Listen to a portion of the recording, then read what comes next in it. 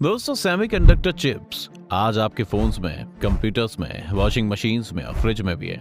लेकिन इससे भी ज्यादा जरूरी फैक्ट ये है कि ये मिसाइल्स, एरोप्लेन्स और हर तरह की मिलिट्री टेक्नोलॉजी में भी इस्तेमाल होती है। अगर एक चिप किसी भी ऑपरेशन को 1 सेकंड से ज्यादा तेज बना देती है तो इसका मतलब है कि आप अपने दुश्मन से काफी आगे निकल आए हैं। और आज के वक्त अमेरिका और चीन के बीच में इसी को लेकर एक जंग चल रही है जिस पर लोगों का ध्यान नहीं जाता है।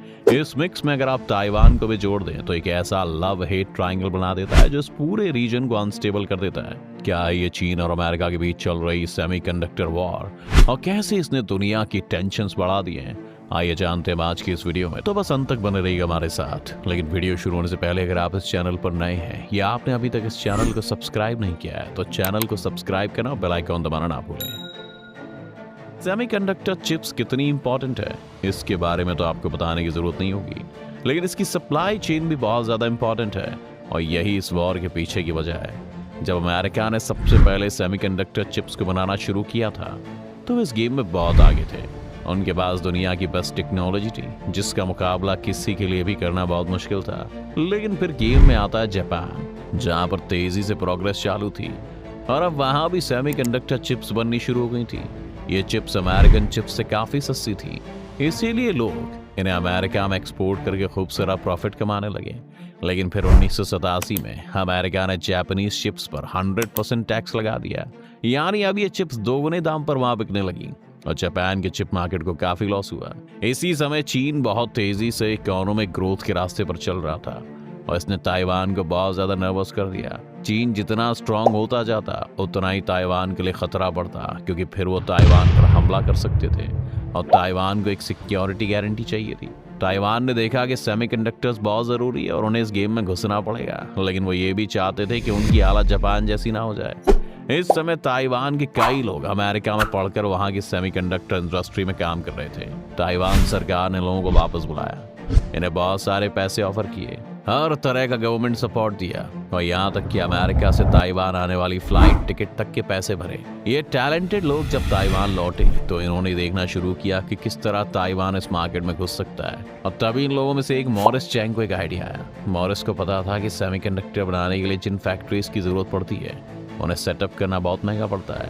आप यहाँ पर जाएंगे तो आपको ऐसा लगेगा कि आप किसी फैक्ट्री में नहीं बल्कि किसी ऑपरेशन थिएटर में आ गए। यहाँ पर एम्प्लॉयज पूरी तरह से कवर्ड रहते हैं, हर जगह लेजर्स का इस्तेमाल होता है, बहुत ही सावधानी से ये पूरा प्रोसेस कैरी आउट होता है, क्योंकि धूल का एक भी पार्टिकल अगर फैक्ट्री में घुस जाए तो ये चिप को बर्बाद कर सकता है। सिर्फ इतना ही नहीं, इन फैक्ट्रीज को लगातार नए इक्विपमेंट्स के साथ अपडेटेड रहना पड़ता है, क्योंकि सेमीकंडक्टर टेक्नोलॉजी लगातार छोटी चिप्स बना रही है। आपने देखा होगा कि पहले कंप्यूटर्स कितने बड़े हुआ करते थे और आज के स्मार्टफोन्स उनसे ज्यादा पावरफुल हैं, क्योंकि चिप्स का साइज छोटा होता जा रहा है। एक ह्यूमन हेयर की विड्थ को 80,000 नैनोमीटर्स के करीब माना जाता है। हाल ही में IBM ने एक चिप रिलीज की है जिसका एक ट्रांजिस्टर 2 नैनोमीटर का है। एक बहुत बड़ी अचीवमेंट थी।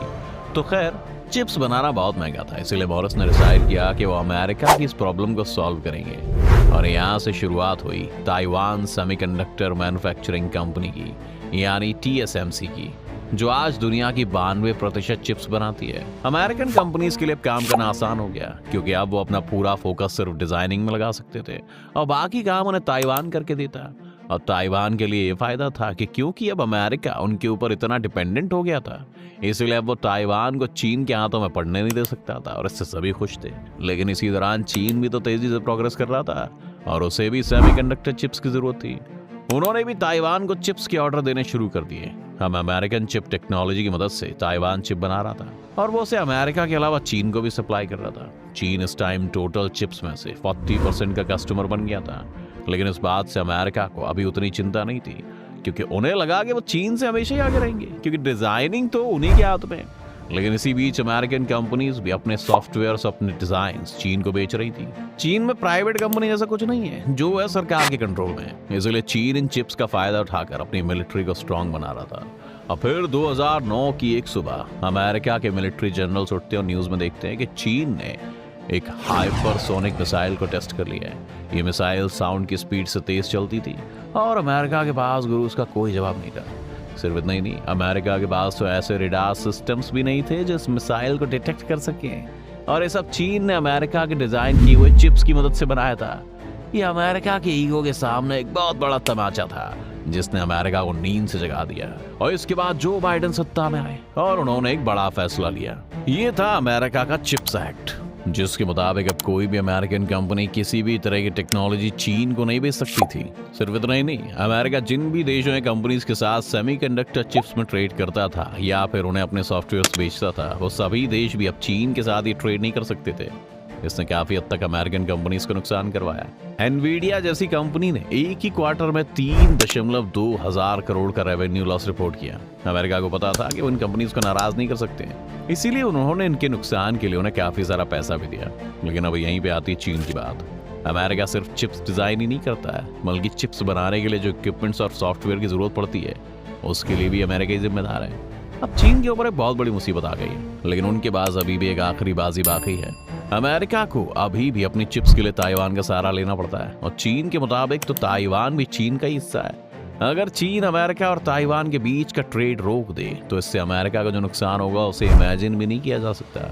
हमने देखा ही था कि लॉकडाउन के टाइम में इतनी ज्यादा चिप शॉर्टेज हो गई थी कि अमेरिका के कार मैन्युफैक्चरर से लेकर हर बड़ी कंपनी को अपने ऑपरेशंस रोकने पड़े थे। जैसे पुतिन ने आज यूरोप की ऑयल और गैस सप्लाई रोककर उन्हें घुटनों बुला दिया है। अब चीन भी यही चीज कर सकता है, लेकिन चीन अभी डायरेक्टली ताइवान पर हमला नहीं करेगा, क्योंकि ऐसा करने में अगर वो कामयाब हो जाता है तो ताइवान में जो सेमीकंडक्टर फैक्ट्रीज हैं उन्हें चाइनीज इंजीनियर ऑपरेट नहीं कर सकते हैं। इसलिए ताइवान पर हमला करने से उन्हें कुछ भी हासिल नहीं होगा। लेकिन वो एक दूसरा रास्ता अपना सकते हैं, और वो है अपने नेवल शिप्स को ताइवान के आगे भेजकर एक ब्लॉकेड खड़ी कर देना, जिससे कि वो अमेरिका को अपनी चिप्स ना भेज सके। इस ब्लॉकेड के कारण होने वाली शॉर्टेज से अमेरिकन गवर्नमेंट पर प्रेशर आना शुरू हो जाएगा, और क्योंकि वो अभी चीन के साथ एक युद्ध अफोर्ड नहीं कर सकते, इसलिए मुमकिन है कि वो चीन पर लगे रेस्ट्रिक्शंस को हटाने के लिए मजबूर हो जाए। ये स्ट्रेटजी इसलिए भी काम कर सकती है क्योंकि जहां अमेरिका पूरी तरह ताइवान पर निर्भर है, वहीं चीन ने अपने यहाँ सेमीकंडक्टर टेक्नोलॉजी पर काम करना शुरू कर दिया है, और उनके पास खुद की चिप्स डिजाइन करने से लेकर मैन्युफैक्चर करने के लिए थोड़ी बहुत कैपेसिटी है। अमेरिका ने अपने चिप्स एक्ट को पास करते हुए अपनी सेमीकंडक्टर कंपनीज जैसे इंटेल और आईबीएम को अमेरिका में ही प्रोडक्शन करने के लिए कई सारे इंसेंटिव्स भी दिए थे, लेकिन इन फैक्ट्रीज को सेटअप करने में अभी काफी वक्त लगेगा, और तब भी उनकी डिमांड को पूरा नहीं कर पाएंगी। चीन के पास इसलिए कम से कम एक बड़ी विंडो खुली हुई है, जिसके दौरान वो अमेरिका पर प्रेशर बनाकर उनके इन लॉस को वापस लेने के लिए नेगोशिएट कर सकते हैं। इसी पूरी वॉर में ताइवान की सिक्योरिटी पर भी एक बड़ा सवाल है। अगर ताइवान इस वक्त पूरी तरह से एक अमेरिकन एलाई के रूप में उनका साथ देता है तो लगभग ये तय है कि उन्हें इस वॉर में एक मोहरे की तरह इस्तेमाल किया जाएगा, जो कि उनकी इकोनॉमी के लिए तो खतरनाक होगा ही, लेकिन हो सकता है इससे उनकी पूरी एग्जिस्टेंस पर ही खतरा मंडराने लगे। इस वॉरफेयर में इंडिया और साउथ कोरिया जैसे प्लेयर्स भी हैं, जिनके पास कुछ हद तक अब सेमीकंडक्टर चिप्स बनाने की कैपेसिटी है, लेकिन ताइवान के सामने अभी ये सभी प्लेयर्स बहुत छोटे हैं, जो कि इस कॉन्फ्लिक्ट को बहुत ही क्रूशियल बना देता है।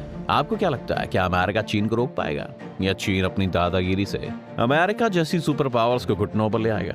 हमें कमेंट्स में जरूर बताएं। उम्मीद है आपको आज की इस वीडियो से काफी कुछ नया सीखने को मिला होगा।